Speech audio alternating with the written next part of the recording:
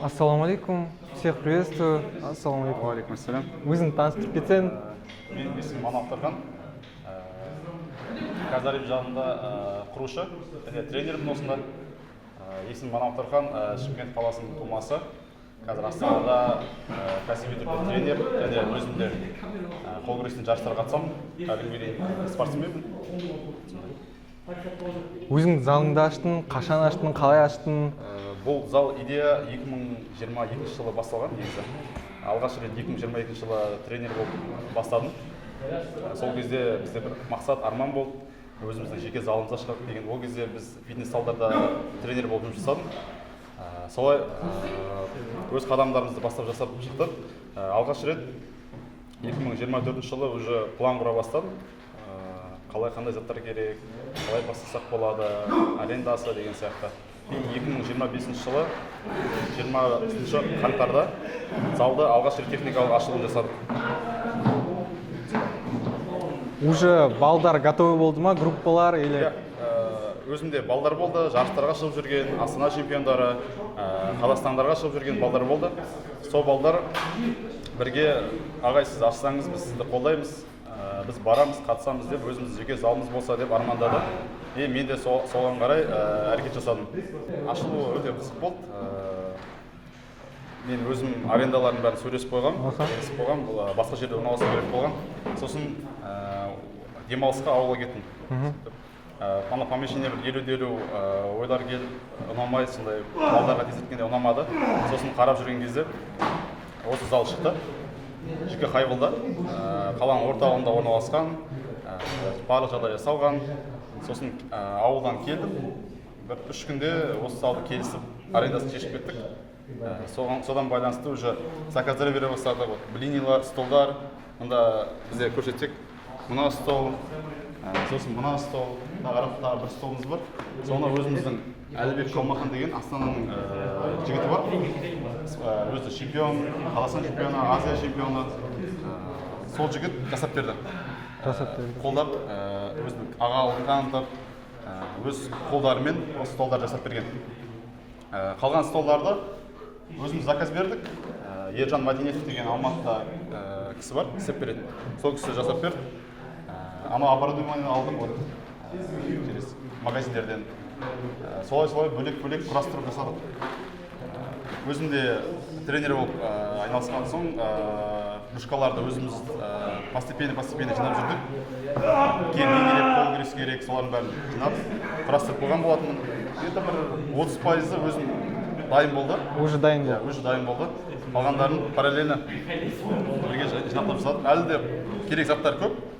Зал болған соң, жаңағы бисеп скотымыз бар, басқасы бар деген сияқты. Бірақ ешқандай спонсорлық емес, жаңағы ағаларымыз бар, бауырларымыз бар, саларының көмегімен осы залды аштық. План қандай осы залға? Не істеймін, не жасаймын, группа жинайын ба или қалай? План қазір біз тренер алып жатырмыз.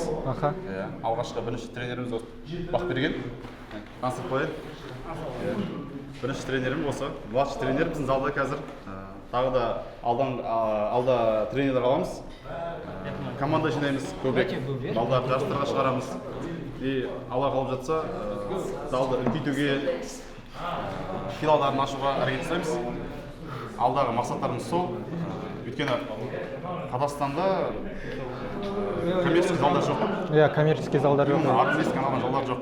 Тек основной жігіттер айналысады, тек сборный залдарда. Уақыт шектеулі, сағат 6-дан 9-ға дейін деген аралықтағы сияқты. Біз қалаптым, азаннан кешке дейін зал ашық болу керек. Балалар қалаған кезінде айналысатындай, армейскімен. Қазірге пока біздің планымыз сол, қол күресті дамыту. Астана қаласынан қазір барлық жағдай жасау, қол күреске арналған зал. Сосын ары қарай план болып жатса, ұсыныстар түсіп жатса, тағы да қамти береміз залдарды. Залға кім келеді? Кімде возможность бар, кім келу керек мұнда?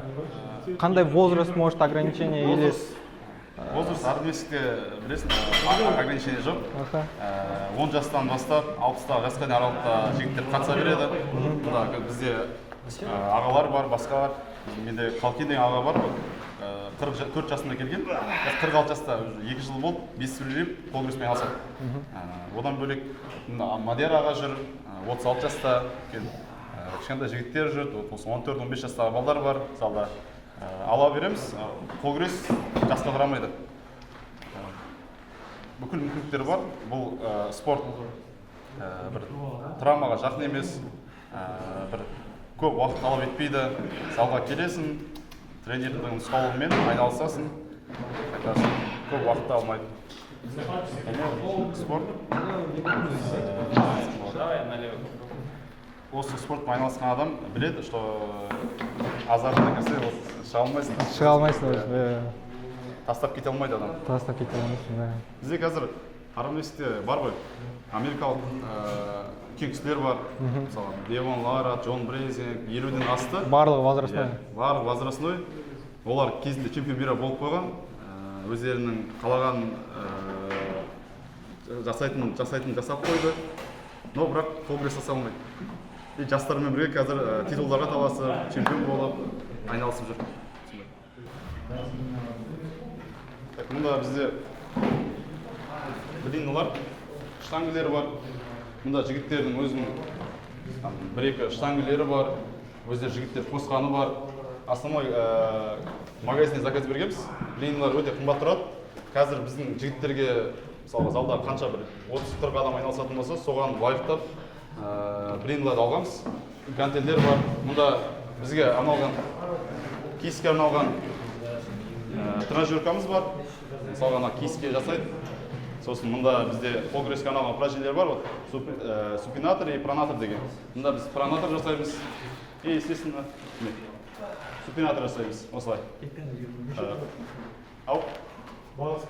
Бағасы бұның, қателеспесем, 45-50 мың тұрады. Мұнда бізде жақта саусаққа арналған тренажерка бар. Сонымен бірге алғам, где-то скидкамен 60 мыңға алдым.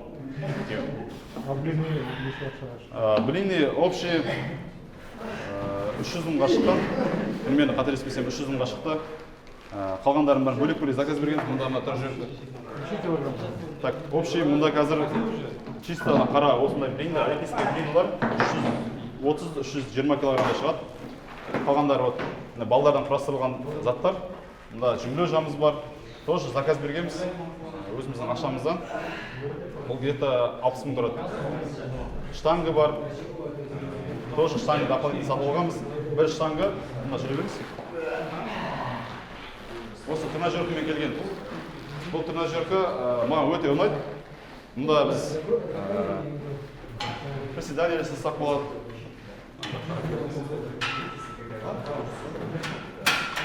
Осындай. Өте жақсы тренажерка. Каспийден алдың ба? Иә, Каспийден алдым.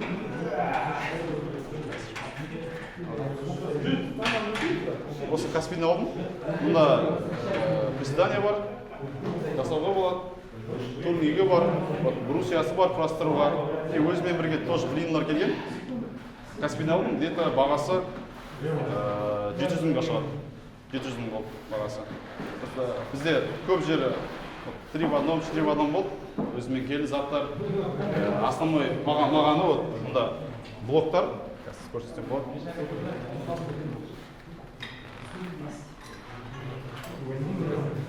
Мұнда блоктар бар. Киіске жасаймыз. Қол күреске негізі қазіргі таңда қол күрес күннен күнге дамып жатыр. Көп школалар бізде развитие жасап отырамыз, қарап отырамыз, тренер болғандықтан. Блоктармен көп жұмыс жасайды. Қазіргі таңда әлем спорты, әлем армрестлингі. Сол үшін де бізге блок маңызды болды. Бізде қазір залда мұнда блок, мұнда 2 блогымыз бар, дополнительно передний блок ұстайтын блоктарымыз бар. И және бұл тренажерка осылай төменге түседі. Ең төменге түсіруге болады. Жасай беруге болады. Және де мұнда боковой блоктар жасаймыз.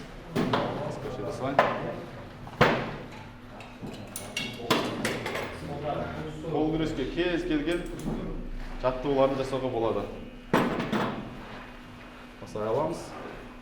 Бұл упражнение бізде ең негізгі упражнениелердің бірі болып саналады қол күрес спортында. Мынау движение бізде өте маңызды движение. Кез келген спортсмен осы движение жасайды, жаттығу жасайды. Бізде қол күресте өзі 3 әдіс бар. Крюк, вер және трицепс деген. Сол әдістердің барлығы осы жаттығу жасайды. Мұнда Мында трибандом блоктар. Мұны біз Алматы қаласында Ержан Мәдениет деген ағамыз бар. Сол кісі жасап берген осы 2 блоктар. Біреуін өзім досым Олжасхан деген блогер жігіт бар. Сол жігіт залға берген, жігіттер занимать етсін деп, қазір қыздар осында тұрады, балдар жаттығу жасайды. Бұл блоктада да өте көп упражнениелер жасауға болады. Осында көп мүмкіндіктері бар. Төменге, жоғарыға деген сияқты қоюға болады. Қол күреске керек осындай ручкалардың барлығы залда қамтылған, диаметрі кішкентай, үлкен деген сияқты. Мұнда біздің шкаф бар. Қол күреске керек ручкаларымыз осында тұрады. Арналған заказ бергеніміз полностью ручкаларымыз бар. Киіске жасайтын ручкаларымыз бар. Ручканы лямка дейді қол күресте. Осылай. Мынандай ручкаларымыз бар. И бір қызығы бұнда неге әртүрлі десеңіздер, бір уақытта бір жігіттердің қолдары үлкен болады, кішкентай болады. Сол үшін де әртүрлі диаметрде біз жасағанбыз, барлығына удобно болу үшін. Бұнда гранатаға жасайтын ручкаларымыз бар. И залдан шыққан соң, балдар тренировка жасап болған соң, мұнда бізде теннисный стол алғанбыз. Балдар теннисini ойнайды, өздерінің жылдамдықтарын арттырып, сергітіп, ой сергітіп деген сияқты. Неше ақша кетті? Так. Примерно где-то бір 2,5 миллион. В общем, ашылуға? В общем, ашылуына 2,5 миллион. То менде өзімде дайын тұрған столдар болды. Оны санамағанда? Оны санамағанда, я. Чисто именно армейский өйткені мұнда нелер бар? Покрытие? Пол покрытиялар бар. Олардың өзі қымбат тұрады. Басында барлығын есептеген, сонда да дополнительный заттар шыға береді, қосымша. Қосыла береді, залға керек. Мен балдардан да ақылдасып сұрап отырам. Залға не керек, қандай оборудование керек. Соның барын балдар қосымша айтып отырады. И мен де мүмкіндігім барынша балдарға алып беруге тырысып отырамын. Қол күреске қатысу ақылы. Өзінің графиктері бар. Понедельник, среда, пятница и вторник, четверг, суббота. Суббота күні бізде қазір түсіресіз да, гейм бар бар. Қол күрес күні деп айтаймыз. Балдар келіп, қосымша қол күреседі. Жан-жақтан бізде 3-4 группа бар. Барлығы келіп, өздерінің күштерін сынастырып, опыттарымен алмасады. Уақыттары әртүрлі. Сағат 4-тен 6-ға дейін, 6-дан 9-ға дейін, 9-дан 11-ге дейін. Неге 9-дан 11-ге дейін? Өйткені өзім тренер болып жұмыс жасаған кезде көбінесе залдарда ограничение бар. Сағат 10-нан кейін, болмаса 9:30-да жабылады. Үлкен жігіттер бар, мысалға кешкі 6-ға дейін жұмыс жасайтын, 8-ге жұмыс жасайтын жігіттердің возможности жоқ залға келуге. Сол да бір себептер болды. Көпшіліктің өтініші. Сосын айттық, зал 11-ге дейін ашылады. Кейде 11:30, түнгі 12-ге дейін істейтін кездер болады. Жігіттердің желаниясына қарай залды жабамыз. 9-дан 11-ге дейін жігіттер қазір стабильный айналысып жатыр. Өзіміздің группа бар. Сол уақытта келіп, балдармен күресіп, жаттығуларын жасап, уақытында кетеді. Аренданың бағасы 350 мың тұрады. Ешқандай спонсорлық бізде көмек жоқ. Мемлекеттен болсын, бизнесмендерден болсын көмек жоқ. Чисто осы залда балдар келеді, ақылысын төлейді. Солай қарыздарымызды, арендаларымызды жауып отырамыз. Бастысы балдардың желаниясы, ынтасы. Мен осы спорттан өзім жақсы көрем. Осы спорттың дамығанын қалаймын. Мен Астанаға келген кезде ондай залдар болған жоқ. 2018-де мен тренерім Сайыр Ахмет, ол кісіге рахмет айтамын. Мені залға қабылдады. Сол кісінің қолында жаттықтық. Сосын 2022-де тренер болдым. Қарасам, көпшілік жігіттердің мүмкіндігі жоқ. Ол залда айналасы бар, спорт залда. Мен ешқашан өкінбеймін. Қазір жігіттер рахмет айтады. Өте жақсы. Өз қалаған уақыттарында келеді, емін-еркін жаттығуын жасайды. Мұнда бізде шай ішуге болады, смузи жасауға болады, блендер, осылай. Барлық жағдай жасап жатыр қазір. Өздерінің қалаған, как чувствовать дома дейді ғой, үйіндегідей сезініп, жаттығуларын жасап кетеді. Өз қазір бір команда, бір отбасы болып қалды ғой жаңа.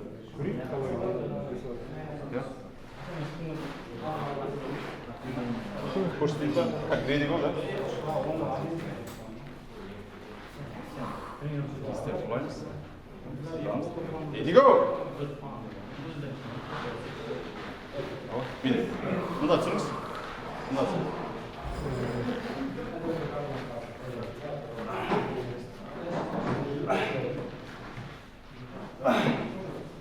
Так, стоп. Қол. Бұл жігіттер кәсіби өнерде қол күреспен айналысады. Қазақстан чемпиондары, Азия чемпиондары. Айналам. Ready go!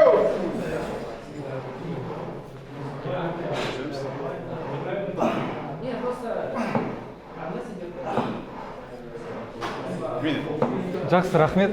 Зал көрсеткен үшін дами бер. Осындай сен сияқты жігіттер бола берсін Қазақстанда. Рахмет көп. Сіздерге де қолдап жатқандарыңызға, Марат аға, сізге рахмет. Жас демей, бізді залымызда қолдап, Марат аға сразу зал ашылғанда айтты маған. Мен сені қолдаймын, видео түсірейік. Келгендеріңізге рахмет. Залға келіңіздер. Казарим Джим залы, адрес Қошқарбаева 2. Залға келіп, бізбен бірге мықты болыңыздар, қатысыңыздар.